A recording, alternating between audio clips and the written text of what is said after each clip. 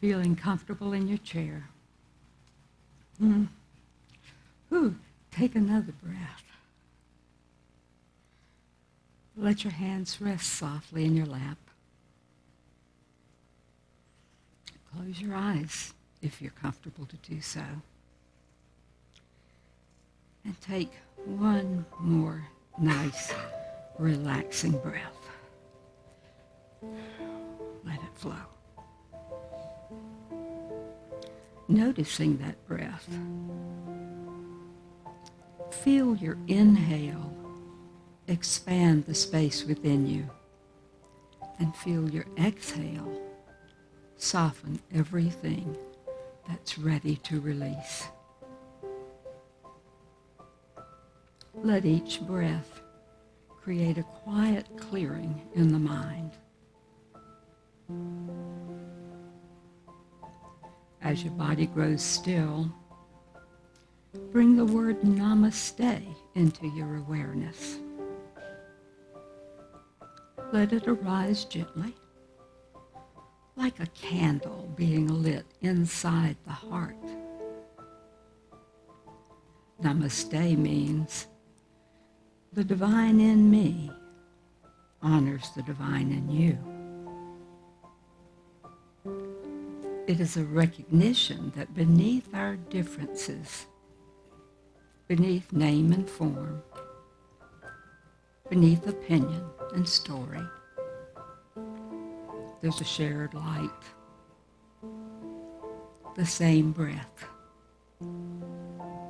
the same spark of consciousness.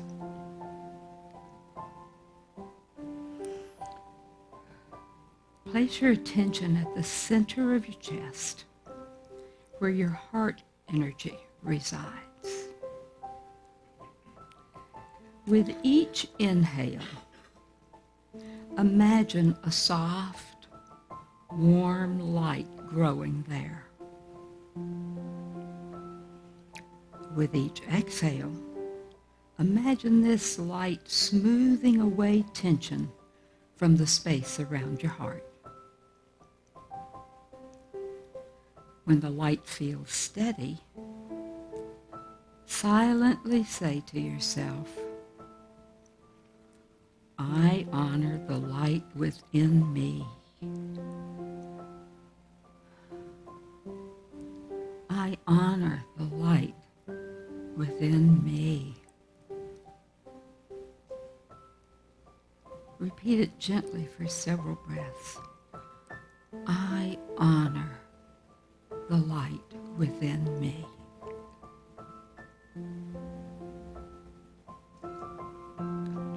Allow this heart light to grow until it gently fills your entire body, your chest, your abdomen, your arms, your legs, your face. Feel yourself glowing from the inside with a warm, quiet presence.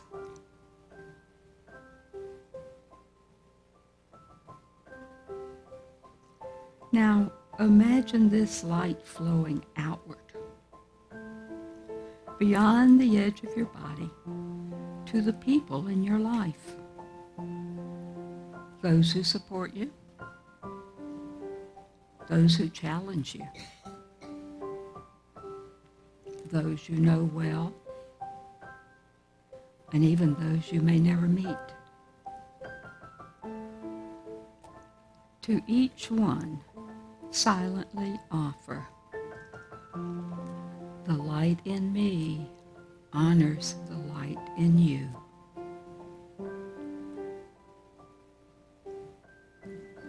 The light in me honors the light in you. Feel the sincerity of this offering without needing anyone to respond in return. The light in me honors the light in you. Rest in that for just a moment.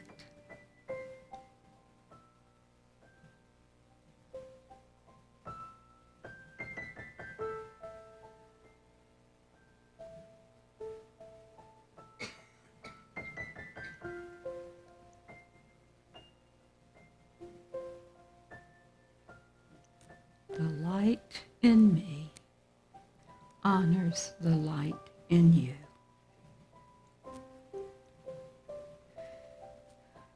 Bring your awareness gently back to your breath, back to your body, resting where it is, back to the light within your chest.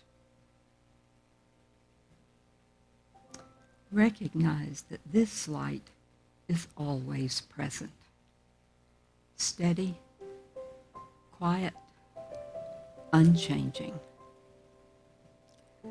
A reminder that connection, compassion, and peace are never far from reach.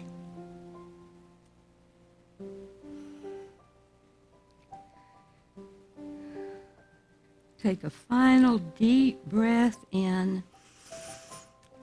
and a long releasing breath out. And when you're ready, open your eyes.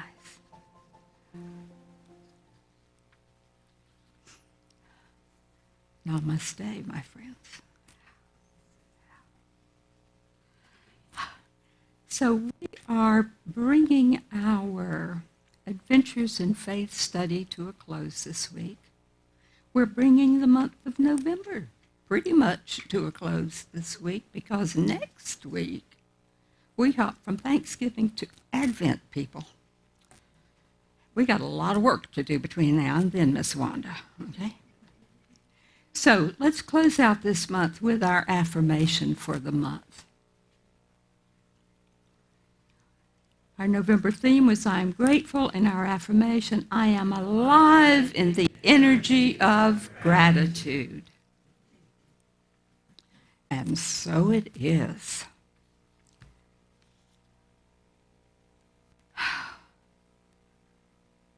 I have just spent a month gallivanting pretty much through the mid-Atlantic. So I read this book. I read the 7 spiritual principles, Sacred Abundance, 7 spiritual principles to experience heaven on earth now by Reverend Robin Ryder before I left. So I've been kind of marinating with this whole idea. And, life has a way of making it come alive for us. So I'm just going to take a minute and go back and review the 7 principles, 6 of them, and then we'll talk about the 7th one, okay? So the 6 principles that we've already covered are, number 1, first things first. Well, for me, that was a reminder of Emmett Fox's golden key. Put God first. And in unity, we know God as universal principle. I think of that kind of as a cloud of energy that surrounds and permeates everything. And this universal principle contains all principles, and it is those principles that we use to navigate this human experience. So number 2 was the bumblebee principle. I kind of like that.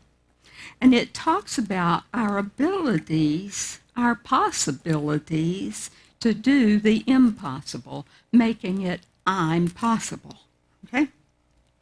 So the 100% divine of us is the essence of us that resides in the field of infinite potential, that God cloud.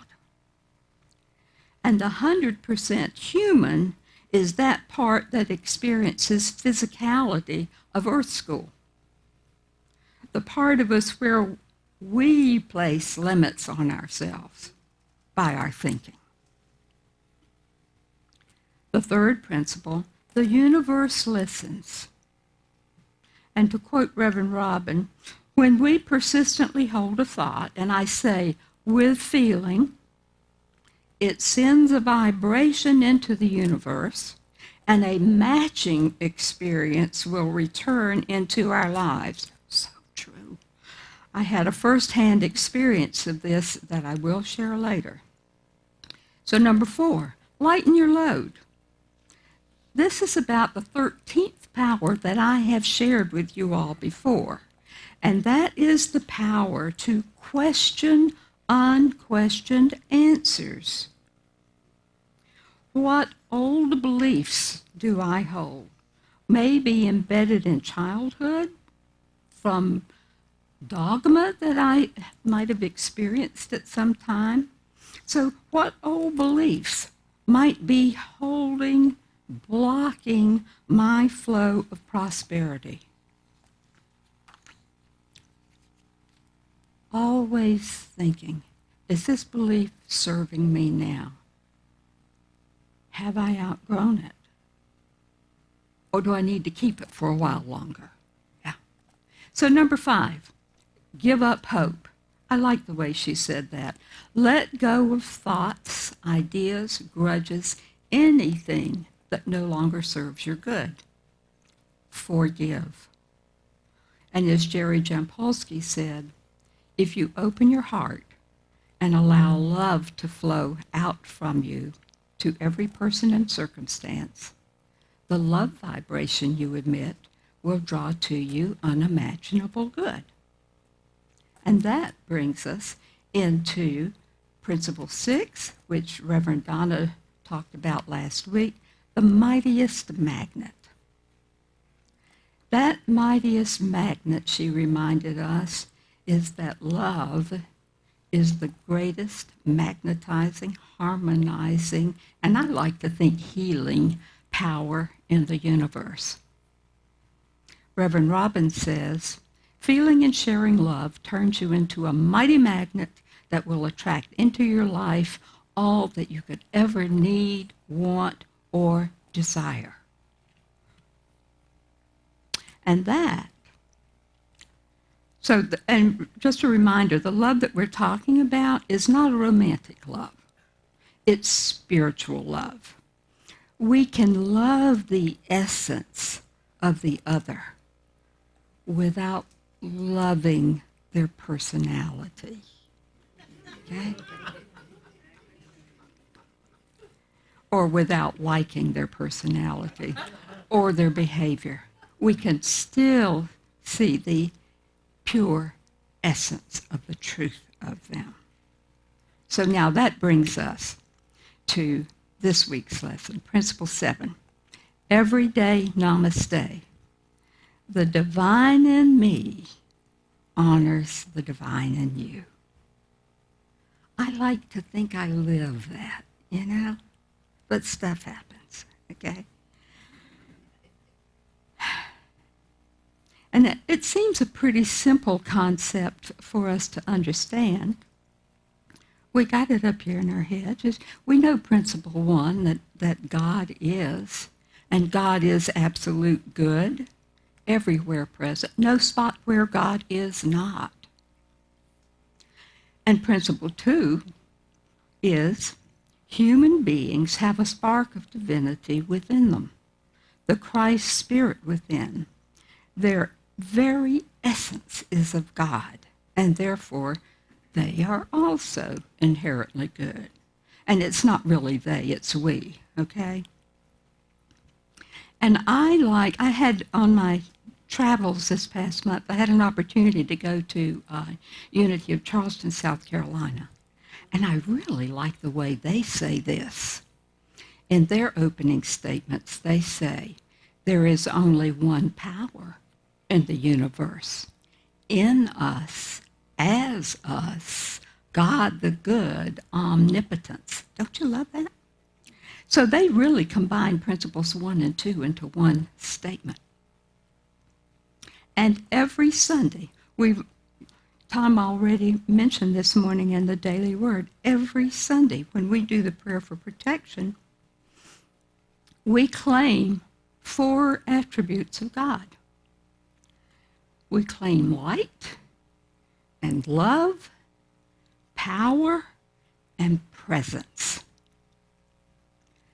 Everyday Namaste is owning and honoring that indwelling divinity in myself I got to know it in myself first and in you.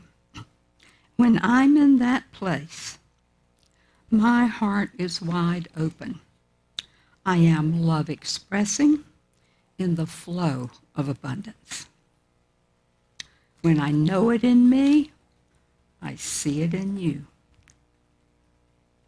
Simple, but not always easy. You know how we think, I understand this stuff. I got this. And then the universe gives us an opportunity that in effect says, okay, show me. My friend, they don't call this Earth School for nothing. So I'm in the midst of my month-long adventures with my daughter. I am riding high on the good vibrations of love and joy. Just attended the wedding of my granddaughter.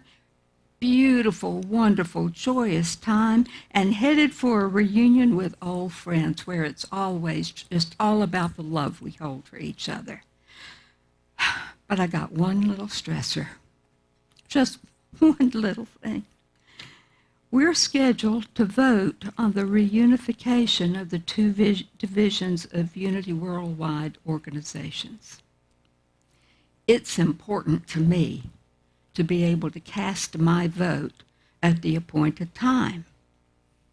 I made special arrangements to add an extra day to a planned stay at a Verbo in Natural Bridge, Virginia, one of my favorite places. So I made this plan so that I'd be sure to have internet when I needed to get online for that meeting. I called ahead and said, okay if I check in early. And he said, well, yeah, I can make that happen. I said, wonderful.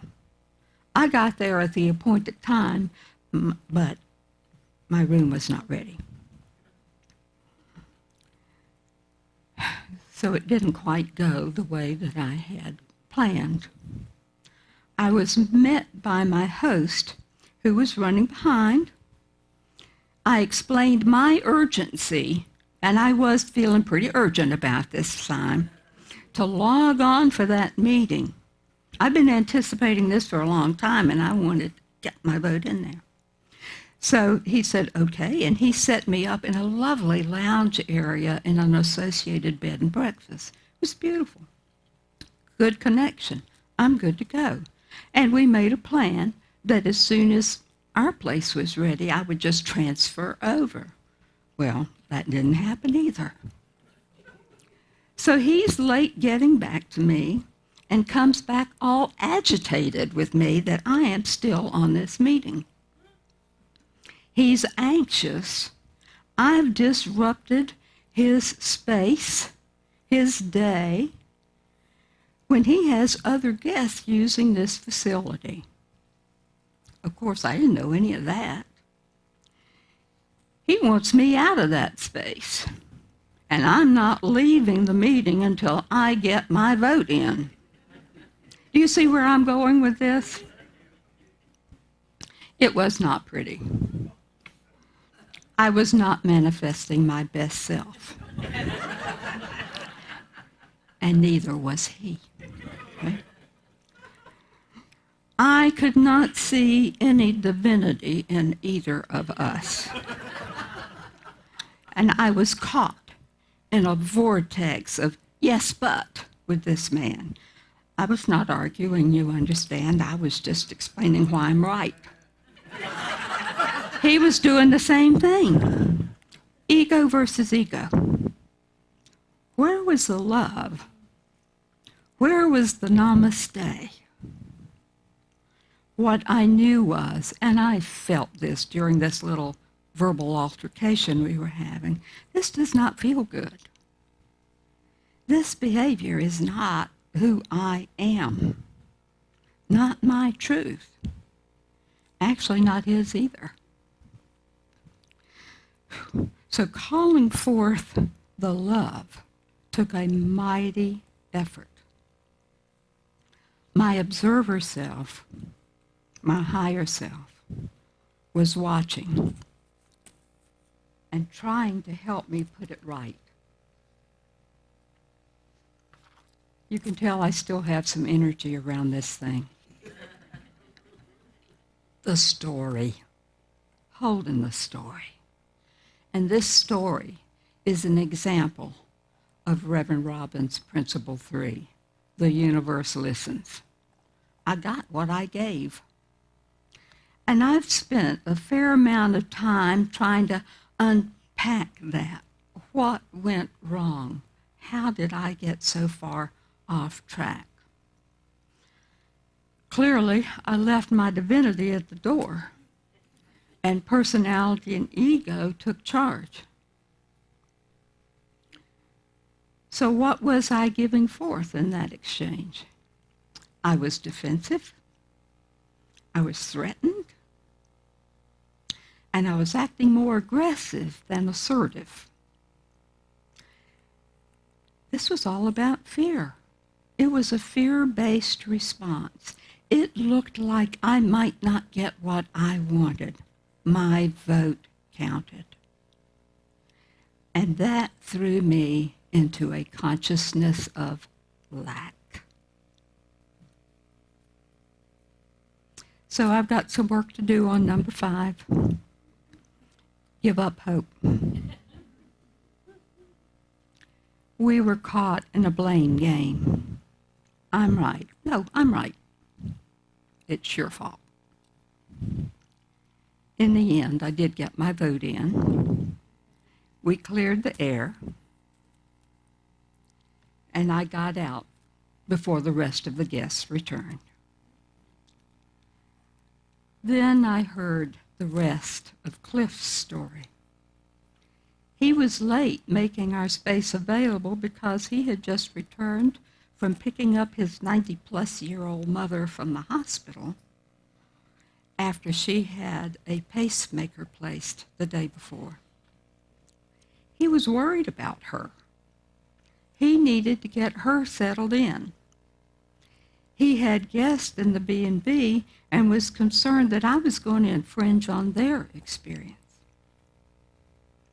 And he was waiting to hear back on a pending contract to sell his business so that he and Mom could move back to Arizona. So learning all that turned on my empathy and compassion. I could give Cliff some grace. Don't you just hate it when the other guy's story is just as strong as yours and you've just shared your worst self? So I got what I gave that day. I learned I can do better. And I want to close with a reading from Science of Mind magazine, appropriately titled this month, Loving the Unlikable.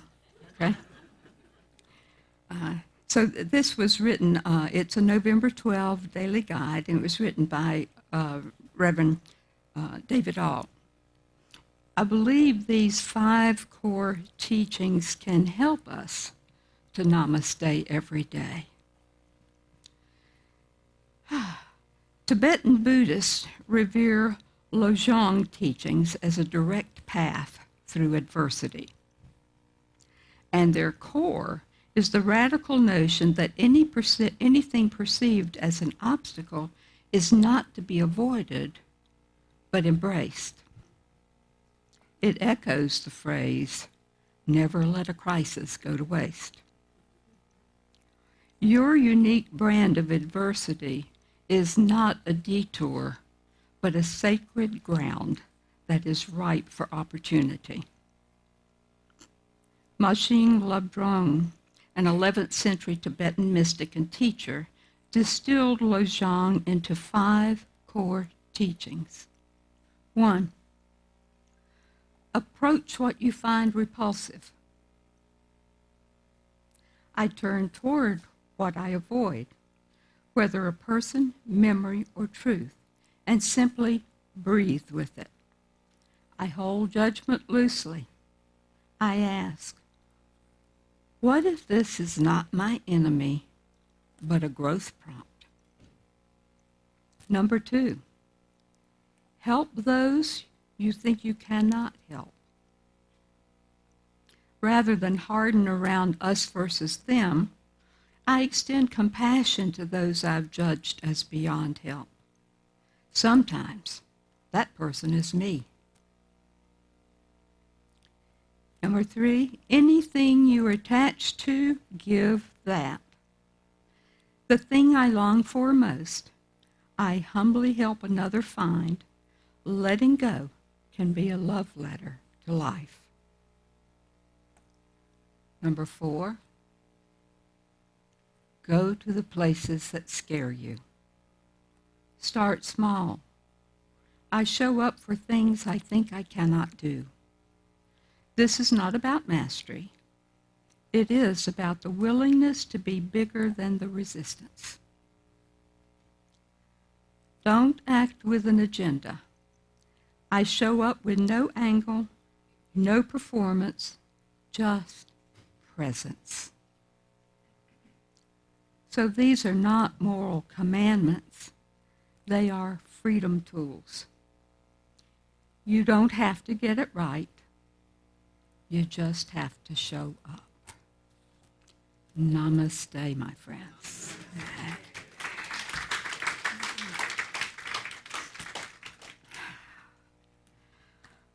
I think it's time now for our blessing of gifts. So, wherever you are, however you choose to share your own flow of prosperity, let us affirm this blessing together.